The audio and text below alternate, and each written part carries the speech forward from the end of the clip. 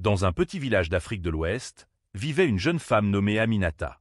Orpheline très tôt, elle n'avait qu'un seul pilier dans sa vie, son frère aîné, Sédou. Ensemble, ils avaient surmonté la pauvreté, les moqueries et les difficultés de la vie. Aminata avait sacrifié ses études pour travailler au champ et vendre au marché, afin de permettre à son frère de poursuivre son apprentissage dans la menuiserie. Elle l'encourageait chaque jour, répétant « Toi, tu seras la fierté de notre famille. Moi, je peux me débrouiller, mais toi, tu dois réussir. » Grâce à ses efforts et à son soutien, Sédou devint l'un des jeunes artisans les plus respectés du village. Mais ce qu'Aminata ne savait pas, c'est que son destin allait basculer à cause d'une femme. Car lorsque Sédou se maria avec Mariama, une femme belle mais ambitieuse, tout changea. Les premières tensions apparurent, et ce fut Aminata qui en paya le prix. Le mariage de Sédou avec Mariama fut célébré en grande pompe. Tout le village avait été invité, et Aminata, malgré sa fatigue et ses habits modestes, avait travaillé jour et nuit pour que la cérémonie se déroule parfaitement. Au début, Aminata était heureuse pour son frère. Elle l'aimait trop pour ne pas partager sa joie. Mais elle remarqua très vite que Mariama n'avait pas le cœur accueillant. Elle la regardait souvent avec mépris, comme si sa présence dans la maison était une gêne. Un soir, alors qu'Aminata avait préparé le dîner, Mariama murmura à son mari. « Sédou, pourquoi ta sœur vit-elle encore avec nous? Une femme mariée n'a pas besoin de partager son foyer avec une autre femme, même si c'est sa sœur. » Ces mots plantèrent une première graine de discorde dans le cœur de Sédou. Pourtant, Aminata n'avait jamais rien demandé. Tout ce qu'elle faisait, c'était servir son frère et sa nouvelle épouse avec dévouement. Mais Mariama, elle, voyait en Aminata une rivale invisible, un obstacle à son bonheur égoïste. Les jours passaient, et l'attitude de Mariama envers Aminata devint de plus en plus dure. Elle trouvait toujours une occasion de l'humilier. Un matin, alors qu'Aminata lavait les habits de son frère et de sa belle-sœur au bord du puits, Mariama s'approcha et dit devant les voisines du quartier. « Regardez cette fille, toujours avec les mains dans l'eau. Peut-être qu'elle est née pour être notre servante et rien d'autre. » Les femmes éclatèrent de rire. Aminata baissa la tête, les larmes aux yeux, mais continua à frotter le linge sans répondre. Le soir, elle alla voir Sédou, espérant trouver un peu de réconfort. Mais à sa grande surprise, son frère lui dit froidement. « Aminata, tu dois être patiente. C'est ma femme maintenant. Supporte ses paroles et ne fais pas de problème. » Ces mots percèrent son cœur comme une flèche. Elle réalisa que l'amour de son frère, celui qu'elle avait protégé et soutenu toute sa vie, commençait à lui échapper. Mariama ne supportait plus la présence d'Aminata dans la maison. Chaque fois qu'elle voyait Sédou sourire à sa sœur ou lui adresser un mot affectueux, son cœur se remplissait de jalousie. Une nuit, elle murmura à son mari pendant qu'il s'apprêtait à dormir. « Sédou, tu ne pourras jamais être pleinement heureux tant que ta sœur vit ici. Les gens parlent, ils disent que tu es marié, mais que tu continues de t'occuper d'elle comme d'une épouse. Ce n'est pas bon pour ta réputation. » Ces paroles, pleines de poison, troublèrent Sédou.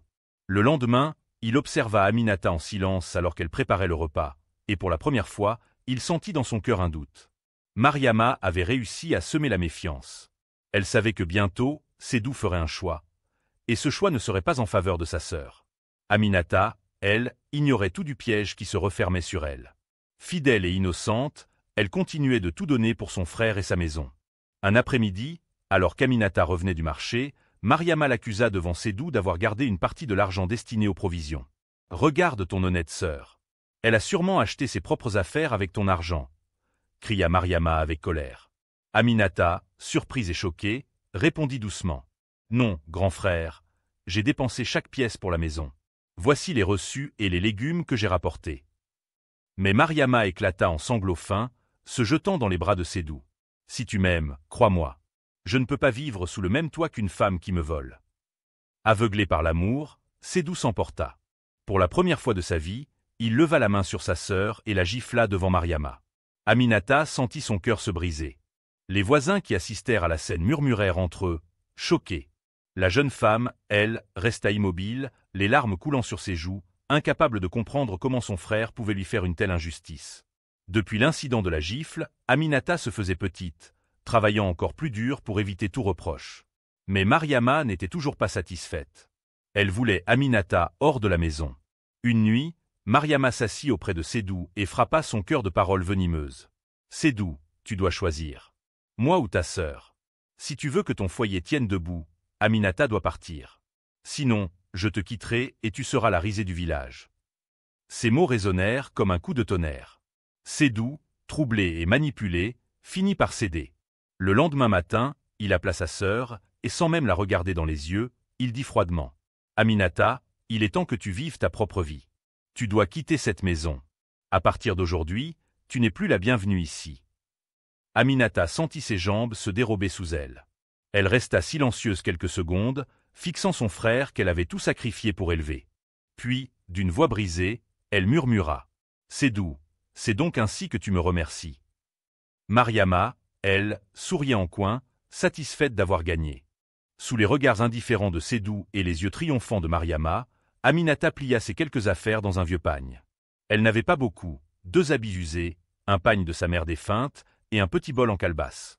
Avant de quitter la maison, elle s'arrêta un instant sur le seuil. Ses yeux parcoururent chaque coin de la cour qu'elle avait balayé pendant des années, chaque mur qu'elle avait repeint de ses propres mains. Avec une voix tremblante, elle dit à son frère « Je pars, Sédou, mais souviens-toi, le sang ne se lave jamais. Un jour, Dieu ouvrira tes yeux. » Sans attendre de réponse, elle prit la route du village voisin. Les enfants la regardaient passer en silence, certains la plaignant, d'autres murmurant les rumeurs que Mariama avait répandues. Ce soir-là, Aminata dormit à la belle étoile, le cœur brisé mais le visage tourné vers le ciel, chuchotant « Seigneur, toi seul connais la vérité. Ne m'abandonne pas. » Errant de village en village, Aminata finit par arriver devant la maison d'une vieille femme nommée Hawa, connue pour sa bonté malgré sa pauvreté. Voyant Aminata fatiguée et couverte de poussière, Hawa l'accueillit sans poser de questions. « Entre, ma fille. Tu as le regard de quelqu'un qui a tout perdu, mais Dieu donne toujours un refuge à ceux qui l'invoquent. » Touchée par ces paroles, Aminata éclata en larmes et raconta toute son histoire. La vieille femme l'écouta en silence, puis répondit « Ne pleure pas trop. Sache que celui qui est rejeté par les hommes peut être choisi par Dieu. Reste ici, considère ma maison comme la tienne. » Dès ce jour, Aminata commença une nouvelle vie auprès de la vieille Hawa. Elle l'aidait au champ, allait vendre de petits légumes au marché, et priait chaque soir pour que son frère retrouve la raison. Même si la douleur habitait encore son cœur, Aminata sentait au fond d'elle qu'un nouveau chemin venait de s'ouvrir. Les semaines passèrent, et Aminata retrouva peu à peu des forces auprès de la vieille Hawa. Le travail au champ l'épuisait, mais il apaisait aussi son esprit. Elle n'était plus l'ombre humiliée de la maison de son frère, mais une femme qui se reconstruisait petit à petit. Un jour, alors qu'elle revenait du marché avec un panier de légumes, un vieil homme l'arrêta. C'était Cierno, un sage respecté du village. Intrigué par son humilité et sa politesse, il lui demanda « Fille, qui es-tu? Tu n'as pas le visage d'une étrangère perdue, mais celui d'une femme marquée par une grande épreuve. » Aminata raconta brièvement son histoire. Le vieux sage hocha la tête et dit « Ne regrette rien. Ceux qui te rejettent ouvrent sans le savoir la porte à ton élévation. Continue d'être droite, et Dieu fera éclater la vérité. » Ces paroles résonnèrent dans le cœur d'Aminata comme une promesse. Elle comprit qu'elle devait rester patiente, car son heure viendrait. Avec l'aide et les conseils de la vieille Hawa, Aminata se lança dans une petite activité. Elle commença à transformer les légumes du champ en sauce séchée et condiments qu'elle revendait au marché. Au début, ses gains étaient modestes. Mais grâce à son sérieux et à sa réputation d'honnêteté, les clients se mirent à la chercher spécialement. Peu à peu, son commerce prospéra. Un matin, alors qu'elle comptait ses petites économies, Hawa lui dit avec fierté « Tu vois, ma fille, l'eau rejetée d'un pot trouve toujours un autre chemin pour s'écouler.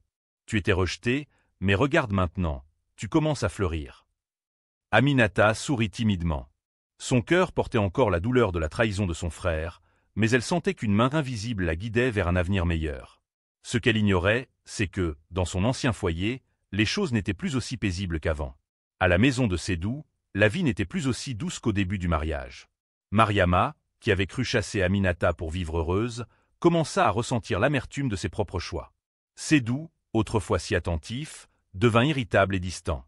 Les villageois murmuraient derrière son dos. « Regarde Sédou, il a chassé sa sœur et maintenant, son foyer est loin d'être heureux. » Mariama sentit la situation lui échapper. Elle ne supportait plus de voir son mari préoccupé ou irrité. Chaque soir, elle se retournait dans son lit en pensant à la jeune femme qu'ils avaient rejetée. Pendant ce temps, Aminata, loin de ces conflits, continuait de bâtir sa vie avec honnêteté et patience. Elle ignorait que les graines de justice que Dieu avait semées commençaient à germer. Un matin, alors qu'Aminata revenait du marché avec un panier rempli de condiments, elle rencontra Khalil, un jeune commerçant du village voisin. Khalil fut immédiatement frappé par son courage, sa dignité et sa gentillesse. Il l'aida à porter son panier jusqu'au marché et, au fil des jours, ils commencèrent à se parler régulièrement. Aminata, prudente, ne laissa pas facilement son cœur s'ouvrir. Mais Khalil était différent. Il n'était ni riche ni influ, mais son honnêteté et sa bienveillance le rendaient exceptionnel aux yeux de la jeune femme. Un jour, Khalil lui dit « Aminata, je ne connais pas ton passé, mais je vois la lumière que tu portes malgré tout ce que tu as traversé. Je voudrais marcher à tes côtés. » Aminata sentit un élan de chaleur dans son cœur. Pour la première fois depuis longtemps, elle pensa que le bonheur pouvait vraiment exister pour elle. Au fil des semaines, Aminata et Khalil passaient de plus en plus de temps ensemble. Il n'était pas seulement un aide au marché, il écoutait ses histoires, partageait ses rêves et respectait sa douleur. Chaque sourire, chaque mot gentil de Khalil semblait réparer les morceaux brisés de son cœur. Un après-midi, alors qu'ils ramassaient ensemble des légumes sous le soleil brûlant, Khalil lui dit avec douceur « Tu as sacrifié tant pour les autres, Aminata. Mais quand viendra ton tour? Ne laisse personne te voler ton droit d'être heureuse. » Aminata sentit ses yeux se remplir de larmes, non pas de tristesse, mais de gratitude et d'espoir. Elle réalisa qu'au milieu de toutes ces épreuves, Dieu ne l'avait jamais abandonnée. Chaque injustice subie avait préparé le terrain pour une vie meilleure. Elle comprit alors que son bonheur ne dépendait pas de son frère ou de Mariama, mais de sa patience, de sa foi et de son courage. Khalil n'était pas seulement un ami. Il était devenu un symbole vivant de la promesse divine que la patience et la persévérance finissent toujours par être récompensées. Pour la première fois depuis longtemps, Aminata sourit pleinement, le cœur léger, sachant que le futur lui réservait quelque chose de merveilleux. Pendant ce temps, dans la maison de Sédou, la tension grandissait chaque jour. Mariama, qui croyait avoir gagné en chassant Aminata, se rendit compte que sa joie était fragile. Sédou, autrefois doux et reconnaissant, devenait nerveux et irritable. Il ne savait plus comment gérer les querelles de sa femme et le poids des murmures du village sur son foyer. Un jour, alors que le marché battait son plein, Khalil invita Aminata à observer quelque chose qui allait changer sa vie. « Regarde, Aminata » dit-il en lui montrant un petit carnet où il consignait les ventes et les clients fidèles. Aminata découvrit qu'en quelques mois seulement, grâce à son travail acharné et à son honnêteté, elle avait gagné non seulement la confiance mais aussi le respect de tout le marché. Chaque personne qui passait près d'elle la saluait, certains s'arrêtaient pour lui demander conseil, et d'autres même la recommandaient à leurs amis. Aminata comprit alors que, sans jamais lever la voix ni chercher à nuire à qui que ce soit, elle commençait à venger silencieusement les humiliations subies. Elle se souvenait de la maison de son frère et de la douleur qu'il avait brisée, mais maintenant, son cœur ne brûlait plus de colère. Au contraire, il était rempli de force et de foi. Aminata savait que le véritable pouvoir ne venait pas de la violence ou de la vengeance, mais de l'honnêteté, du travail et de la patience. Cette réalisation fit naître en elle une confiance nouvelle. Un jour, ceux qui l'avaient rejeté reconnaîtraient son vrai mérite, et Dieu ne l'oublierait jamais. Les mois passèrent, et Aminata transforma son petit commerce en une véritable entreprise. Ses sauces, condiments et légumes séchés devinrent célèbres dans tout le marché et même dans les villages voisins. Les gens venaient la voir non seulement pour acheter ses produits, mais aussi pour écouter ses conseils et apprendre de sa sagesse. Khalil était toujours à ses côtés, l'aidant avec patience et l'encourageant à croire en elle-même. Leur lien devint plus fort chaque jour, fondé sur le respect, l'admiration et une affection profonde qui dépassait les simples mots. Un matin, un marchand du village de Sédou passa par hasard au marché où Aminata vendait. Voyant son succès, il s'exclama « Mais c'est Aminata, la fille qui a tout sacrifié pour son frère et qui a été chassée injustement. » Rapidement, la nouvelle se répandit dans les villages alentours.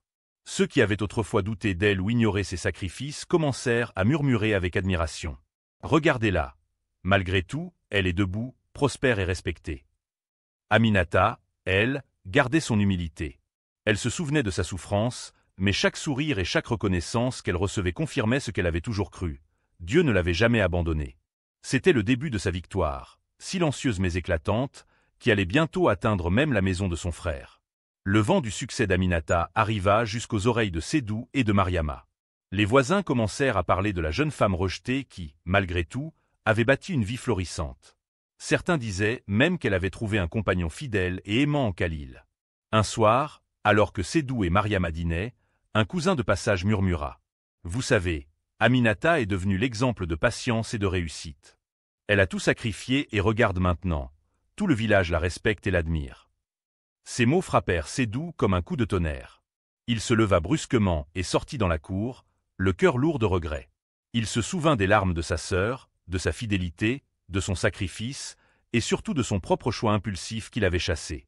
Mariama, quant à elle, sentit un frisson de peur.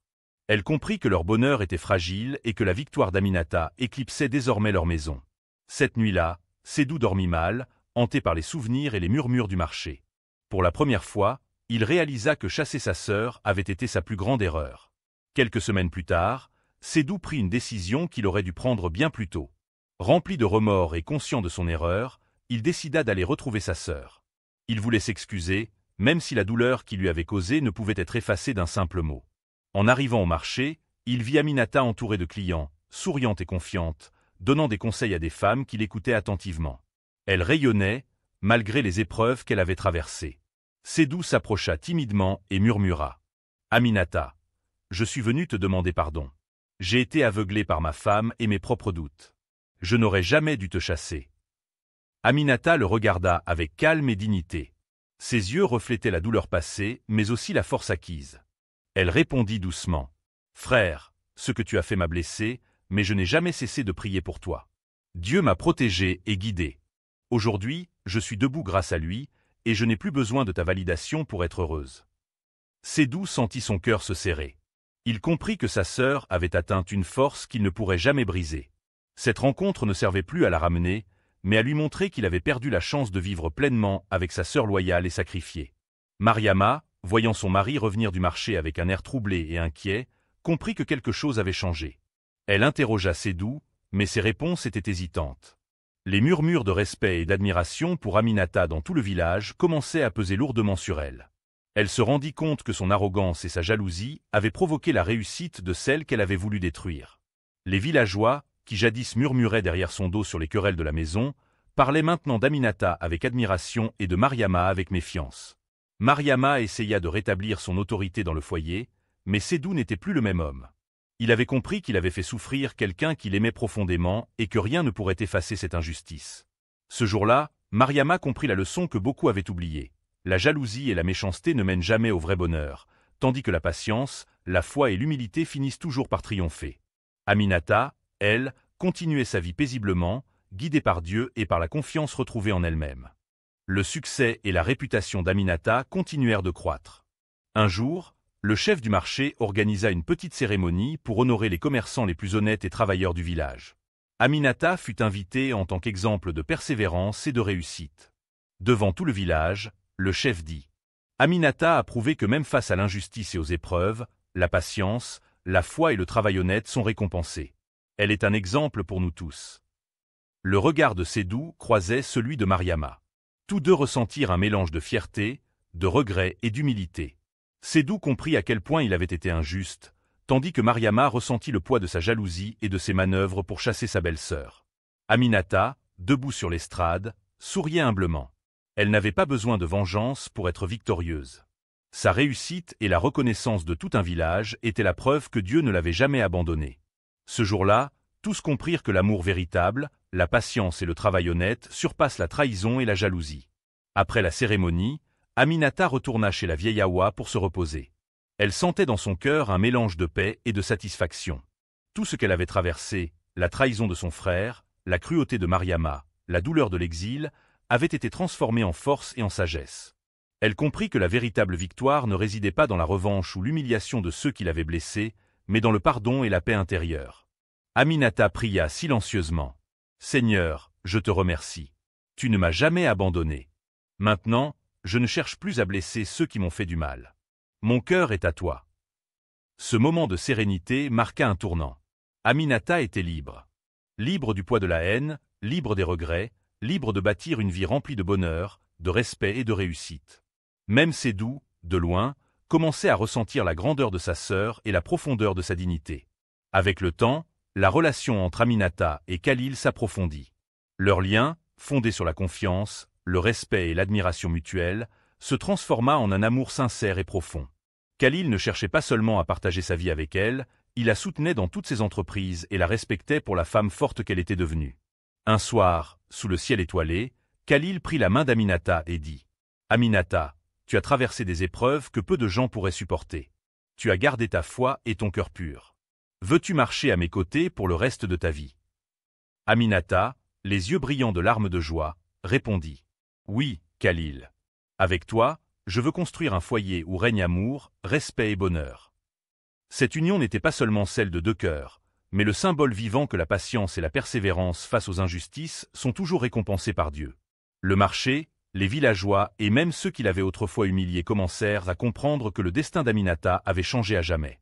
Sédou observait de loin la réussite et le bonheur d'Aminata. Chaque sourire qu'elle offrait au marché, chaque mot de gratitude des villageois, et maintenant son mariage avec Khalil, étaient autant de rappels de ce qu'il avait perdu. Il commença à réfléchir profondément à ses propres choix et aux paroles de Mariama. Il comprit que chasser sa sœur avait été sa plus grande erreur et que la jalousie et l'égoïsme avaient guidé ses actions, au lieu de l'amour et de la reconnaissance. Un soir, il alla trouver Aminata, non pas pour la ramener, mais pour lui présenter ses excuses sincères. Aminata, je ne peux pas effacer ce que j'ai fait, mais je veux que tu saches que je regrette profondément. Tu as été loyale et généreuse, et je t'ai trahi. Aminata le regarda avec calme et répondit. Frère, tes regrets me touchent. Je n'ai plus besoin de toi pour être heureuse, mais je te pardonne. Que Dieu guide ton cœur pour que tu apprennes de tes erreurs. Ce fut un moment de réconciliation intérieure pour Sédou. Même s'il ne retrouvait pas sa sœur comme avant, il comprit la valeur de la patience, de la fidélité et du pardon. Aminata et Khalil continuèrent à bâtir leur vie ensemble, avec amour, respect et succès. Leur foyer devint un exemple dans tout le village, un lieu de paix, de solidarité et de bonheur authentique. Aminata n'avait plus à craindre les humiliations ni les injustices. Son passé douloureux s'était transformé en force, et chaque épreuve avait contribué à la femme qu'elle était devenue, courageuse, sage et respectée. Même les habitants qui avaient autrefois jugé ou douté d'elle la regardaient maintenant avec admiration et respect.